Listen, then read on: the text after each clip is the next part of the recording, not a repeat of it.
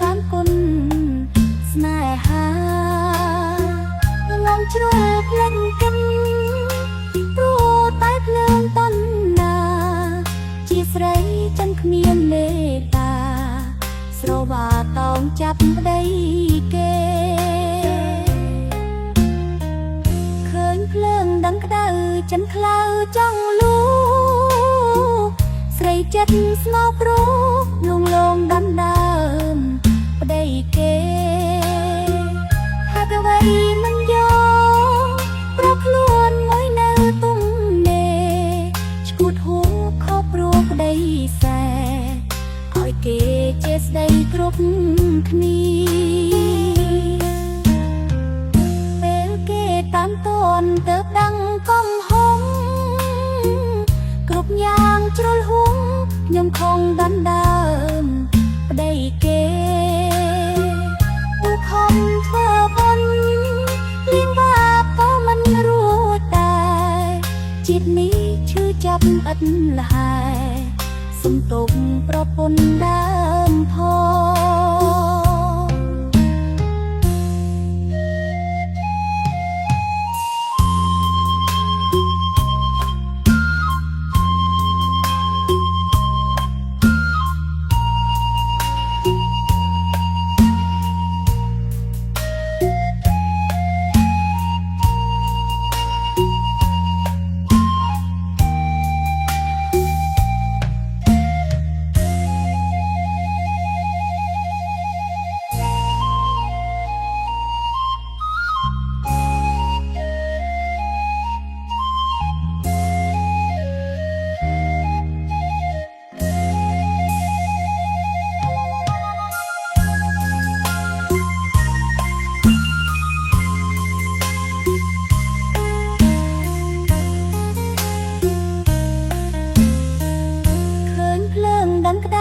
ចិនខ្លៅចង់លូ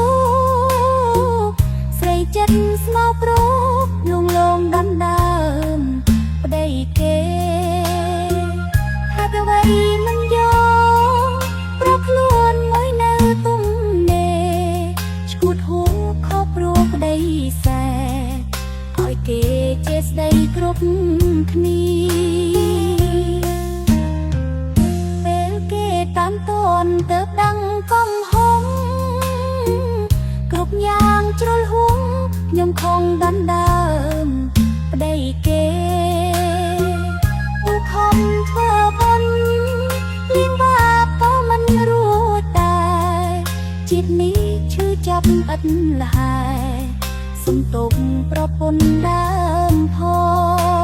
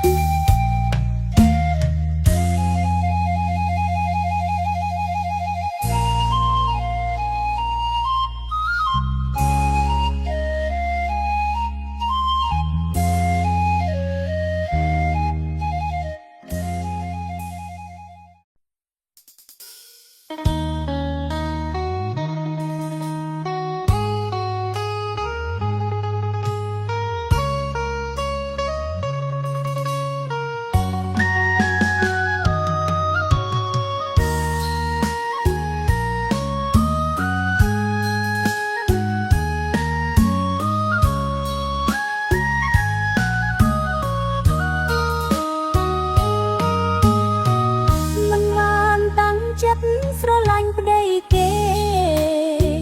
ខ្ញុំល្ងងមែនទេជឿគេថាគ្មានប្រពន្ធពេលនេះឈឺណាស់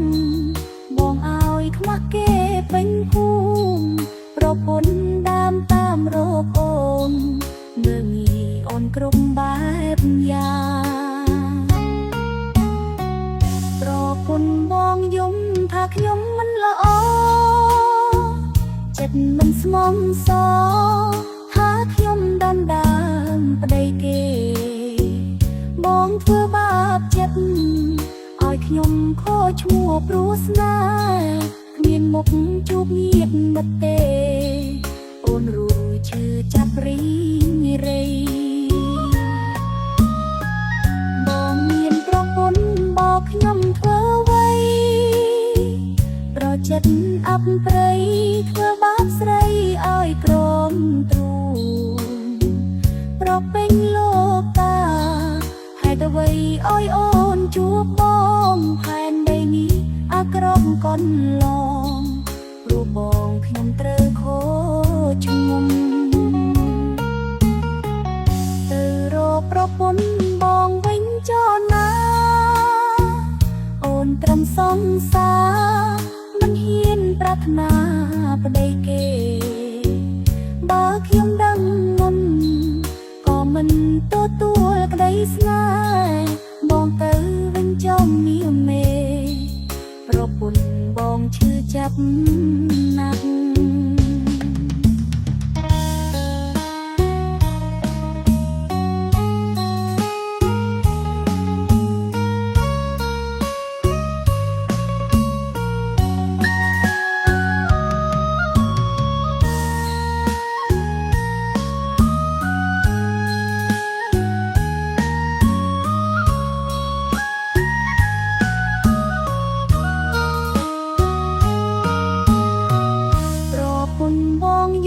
ថាខ្ញុំមិនល្អ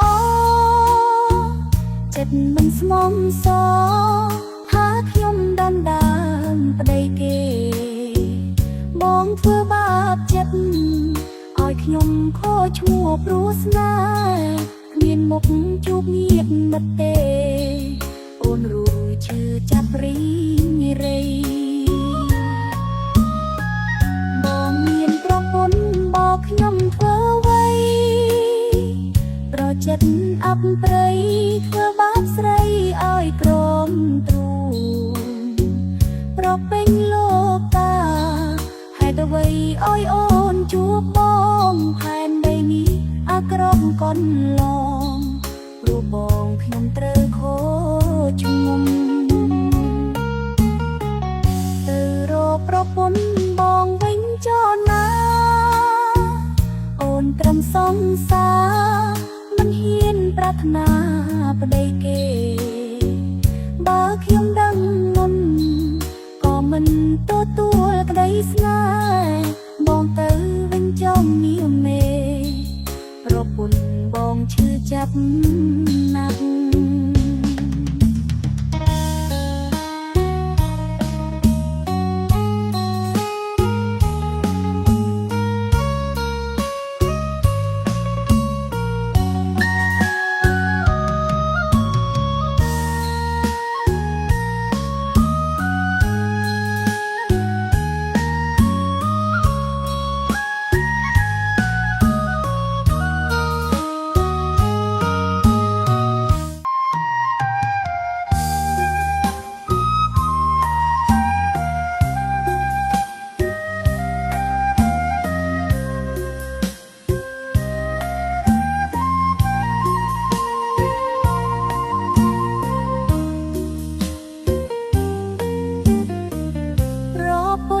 យ៉ាងណា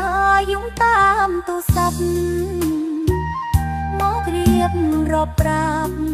ឈឺចាប់ដោយសាសនាប្តីលួចក្បត់ចិត្តចាក់តងលួចមានសង្សារសួរខ្ញុំតាគិតបែបណាបើសង្សារនោះជាខ្ញុំ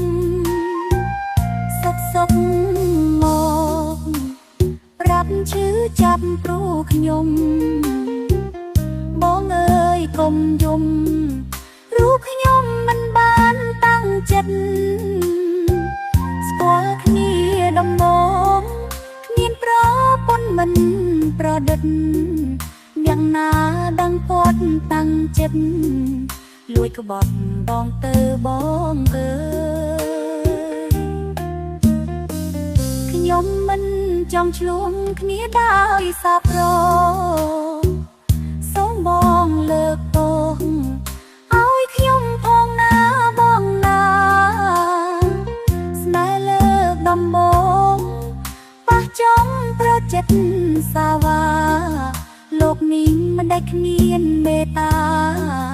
ឲ្យស្នេហ៍ធ្វើបាបចិត្តខ្ញុំ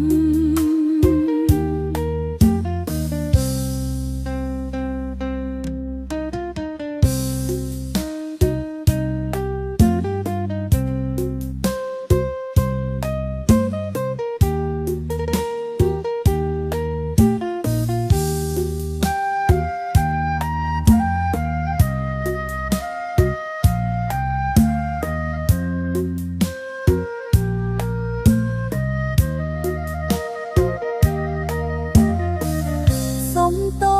ណាបងខ្ញុំមិនបានដឹងថាគាត់បែបនឹងកុំខឹងខ្ញុំណាបងណាបើខ្ញុំដឹងមុនគាត់ជាប្រមានគ្រួសារ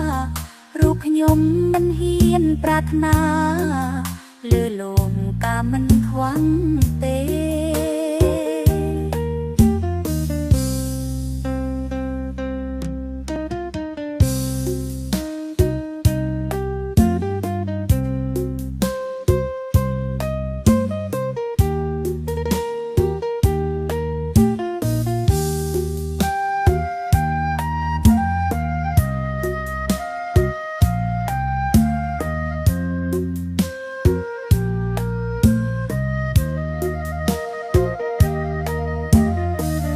សុំតោណាបងខ្ញុំមិនបានដឹងថាគាត់បែបនឹងកុំខឹងខ្ញុំណាបងណាបើខ្ញុំដឹងមុនគាត់ជាប្រមានគ្រួសាររូបខ្ញុំមិនហ៊ានប្រាថ្នាលើលងការមិនខ្វាំង